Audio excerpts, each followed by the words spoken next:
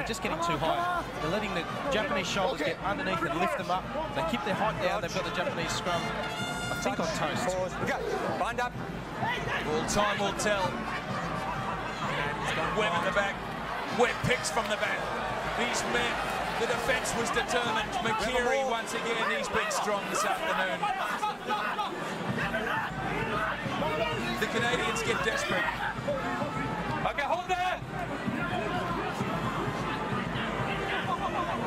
Mike Pletch attempts to construct something. He goes to the right. The Canadians play the bash and barge game. They've scored one already from it. Pletch again. Goes to the right. Mike Pletch driven back. Mike James cleans it up. This is Dan Pletch. No hands! I can't believe I'm going to say this. Maybe they should pass it to the backs. Well, again, I admire their persistence. And they're genuinely, again, this is a big difference. They actually believe they're going to score this. Here they come, the ball goes loose. It's play on from Kaplan. An attempted kick from the Japanese. Imamura comes away with it. They should have gone to the backs. Ben Darwin was right. But the penalty to the Canadians. And the crowd unhappy.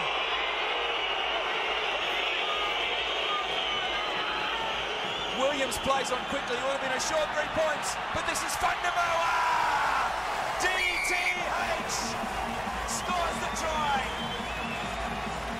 Williams knocks back the 3 points and says, let's have 5 instead. Well, great vision from Williams. Your first instinct at 5-all, when really finding the try line has been difficult, would be to take the 3 points. Obviously, he knew, and there's a Canadian coaching staff, Glenn Eller, pleased with that. Little quick tap from Williams, great vision. And Fundamoa on the spot, catches and dives. Great work. Well, you saw Glenn Eller in the crowd there. And he was that sort of player. He liked to look for opportunities rather than take kicks for points, score tries. So he had a twin brother that he played with, Mark Eller. There's a couple of twins out there for the Canadians, so there's some symmetry. And Daniel Talafere, Howman, Fundamoa. That is a big try for the Canadians. I'm not going to try and say it. DTH, lovely try, but we saw a very large bearded Frenchman do exactly the same thing, I think, against Namibia last week.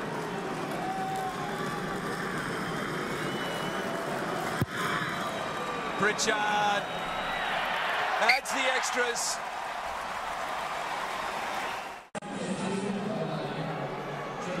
Well, how ironic, after looking like a flock of seagulls fighting over a chip for 66 minutes, the Canadian team has gone wide to score what could be the winning try. 14 minutes to go, it is still the lowest scoring game so far in this World Cup. Well, this game was perched on 5-all for a long time, Jenny. Can you see, do you feel the Japanese can get back into it? Oh, look, I'm going to go out on a limb here and really jinx myself and say I can't see it. I think the Canadians, that was a real back-breaking try by them. And I think they're just now going to go from strength to strength, and all that energy that the Japanese put into defending their line, that's got to take its toll. I think they're going to be the first team to tire. There's one thing that this kind of play does is tire out the forward pack. And they would be smart eventually to play a little bit more laterally because defence is going to go. So 13 minutes left on the clock, and Mike Pike settles it down. Well, he doesn't find touch, actually, and the Japanese, through Aruga, bring it back. Chalwon Kim under pressure. Thompson takes the hit. Once again, they go to the right. A little chip kick there from McKeary, I think it was. He was brought to the ground afterwards. Kaplan had a look back. He's happy to let things play on. So the Japanese will need something special from a Kasuki Endo or a Christian Lomanu. I'm not sure they're going to win the forward battle. And the touch judge is going to make his presence felt. Well, it seemed late that that was slow motion. All right, yeah. I'm not exactly sure the number. It's one of the props. It's just a penalty, probably where the ball lands. Where the ball landed? I'd say. Okay. Well, it's one of the twins. I suppose it's pretty hard for a touchy to tell which one of the identical twins. We all look the same props anyway, but he really didn't move his line at all. He just cuddled it, basically. He's got a block on the kicker, so the penalty's where the ball landed. Nothing, please.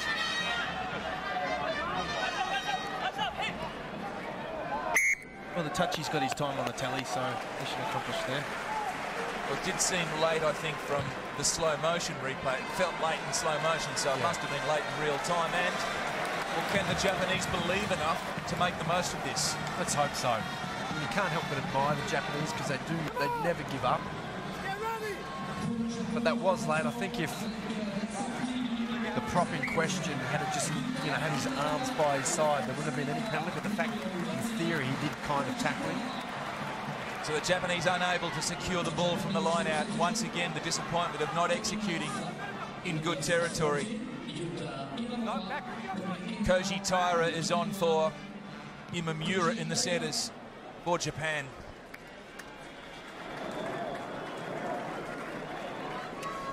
I think it was a soft penalty. We're tactile creatures, props. We like a hug, and just seem to put his arms up around him. It's a big word for a prop, tactile. And Masabara finds Lamanu, looking to get himself involved. Robbins back inside, 10.5 to go in Bordeaux. Kim out to the right, Tyra, well, He caught it again. he juggled it. You heard Kaplan play on, but he turned it over Fundermerwa to Craig Culpin, and Culpin knocks it on. That was the first. Comedy of errors. Well, it should have been a scrum. Culpin knocked it on. I'm sure the touch judge was saying that to the referee, but Kaplan was determined for a line-out. Fatigue's really starting to tell on both teams. I think we're in for a fairly chaotic last 11 minutes of this game.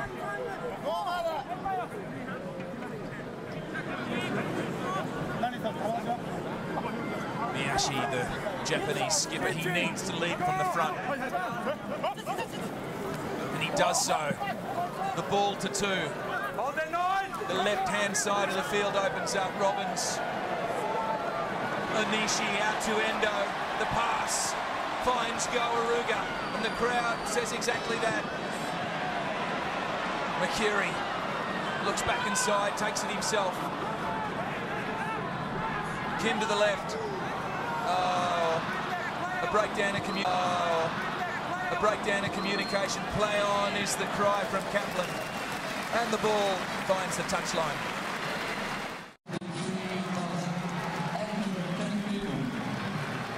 So the Japanese went down to the Wallabies, went down to the Fijians in a close one, and then the Welsh last week. And they're down on the scoreboard against Canada with 8.5 minutes left. Interesting substitution there on Azawa, on for Endo. I would have thought when you desperately need to try that.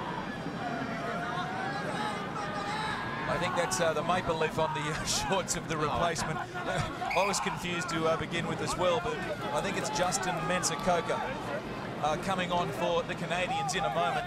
Well, that's why it sounded so bizarre. If you need to score a try, surely you keep your principal try scorer. Well, both sides traditionally wear red jerseys, and I think on this occasion the Japanese, Craig Colvin goes off, and Mensah-Coker, he's a big man as well, 195 centimetres, 106 kilograms. Ryan Smith plays halfback. Spicer off the left, under some pressure, does very well. That's a good touch finder.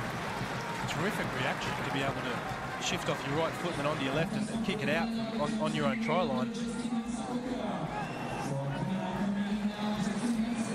So Justin Mensah-Coker, who also plays for the French club Albi.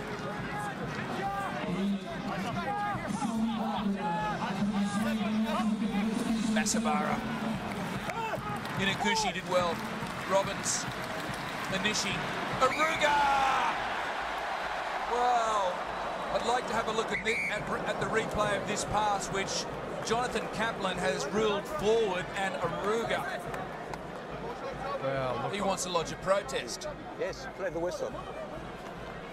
Yeah, I'd like to see it again. I hope you got the call from the touch judge. Let's go. Let's go. I'll tell you what, I've seen passes more forward than that get let go. Marginal, but maybe a little forward. It's important not to pay attention to the line that's underneath because the momentum is going to carry the ball naturally over anyway. As long as it goes backwards from the hands, it's back. It was pretty line ball. Great Colbert just counting his ribs. Williams to Spicer. And that kicks out on the full, is it not? Or was he in his own 22? He looks happy enough. No, it comes back. I had it right. Mistake from Spicer, and the Japanese with an opportunity. Keep the gap. Over, please. Japanese now, they just have to try to hang on to the ball for 4 or 5 phases because they haven't been able to do that all game. They can do that, they can start to soak up some of the Canadians' defence. Spoke to himself. The Japanese once again let one slip. Hajime Kiso and Masabara, lack of understanding.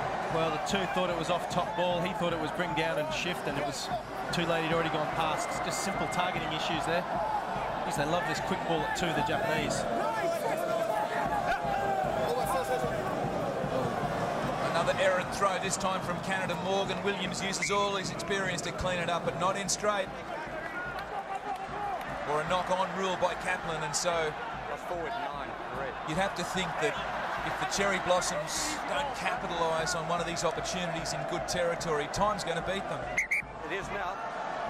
Yeah, both teams really exchanging ordinary, exchanging mistakes. Oh, that's the guy on the floor.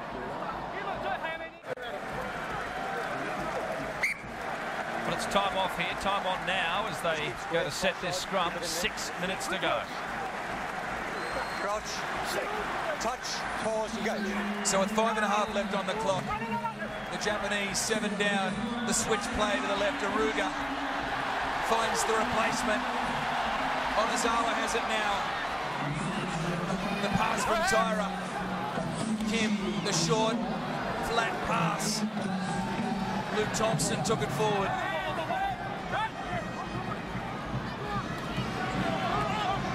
Japanese, a grandstand finish against the Fijians. They'll need something similar here as Thompson once again does the tough work. Out to Tyra. Koshi Tyra still going. Tyra. He's only a couple of metres away. He can't. Well,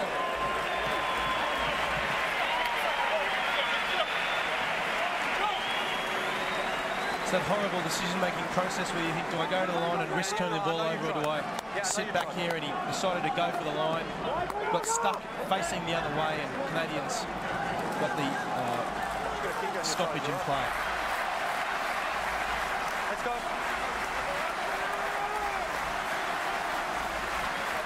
Let's go. so the wave of support for the Japanese is felt at Chaban Delmas Stadium in Bordeaux. Can they believe enough to win this game? Kim snipes back the blind, he's met and put to the ground. Samurai Badavai recomposes. The pick and the drive from Yamamura.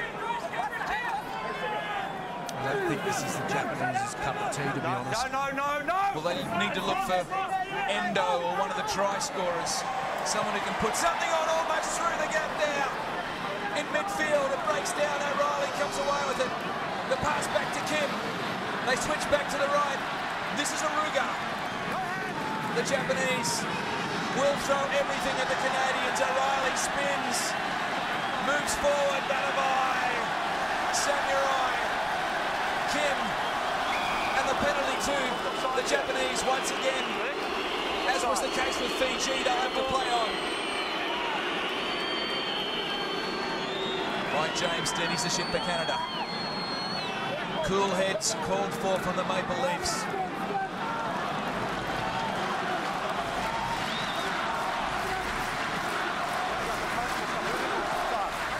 That's the whole time. One is injured. Or you want to play? Scrum? There's nothing at stake in this game except national pride, but I'm absolutely loving it because these two teams are just having a crack at each other to the end. All the reserves are on. All they want is a win in this tournament. Great play. Chalwon Kim went a little high this tackle. Let's go, let's go, let's go. He's at his industrious best there, the halfback who trained with the New South Wales Waratahs for a while. Crouch, touch, pause, go. He replaced Yuki Yatomi, injured with a bad ankle a couple of weeks ago. And he takes it now, Kim. Onozawa takes it back inside. Robbins